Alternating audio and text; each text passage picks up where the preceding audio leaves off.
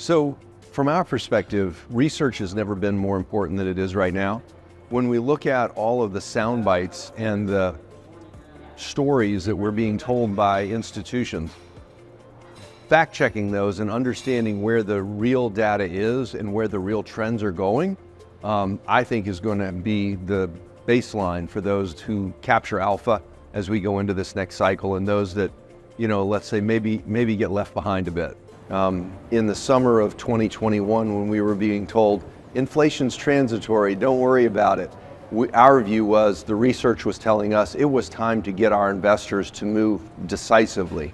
And so we recommended to all of our investors either lock long immediately, in the case of assets that we wanted to hold long term, or sell immediately to capture the low interest rate environment.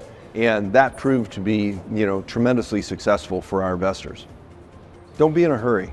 Looking at where we are right now, tying up assets that are high quality assets that you have conviction around long term, and then looking at the financing, longer term financing, being put on the next 12 to 18 months, we think is will add a substantial value to those investments over time.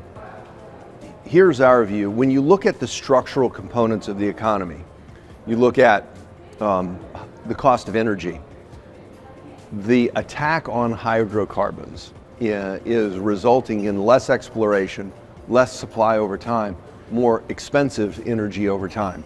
That tends to be inflationary. If you look at the world supply and what Russia and Saudi Arabia have just done in terms of production cuts in order to keep the prices high, those are things that lead to more inflation versus less. If you look to labor and immigration policy, our immigration policy is not supporting lower costs of labor going forward. We're making it very difficult to enter the United States legally.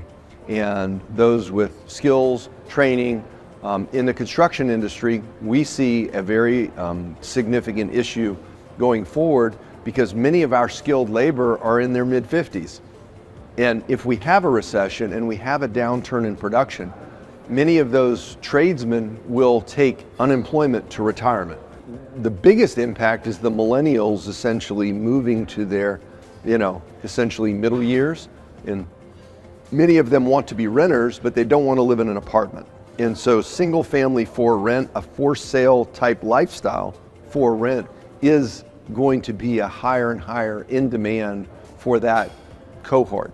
The other thing about the 55 plus is, when you talk to, let's say, mature renters, they don't want to live with old folks.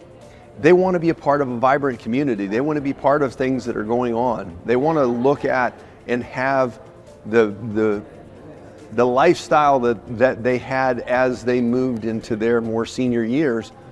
They don't want to live with old folks. And so a age-restricted community is not the desire that it once was. What we see, again, it comes back to doing real research. You can talk about things that are happening at the global level. You can talk about things that are happening at the national level. You can talk about things that are happening at the regional level. But what's happening in your submarket is going to determine whether or not you have capture alpha, ride the average, or trail. And so the value of detailed research, I just think, can't be over communicated enough.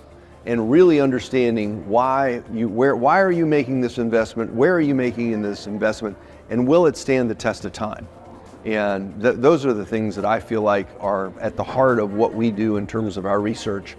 I think one of the most underappreciated things today is looking at ESG, and everybody's talked about it and everybody's written a paper around it, and investment decisions are just starting to be made that include an ESG filter. In the insurance renewals this year, the reinsurers are driving ESG thought process.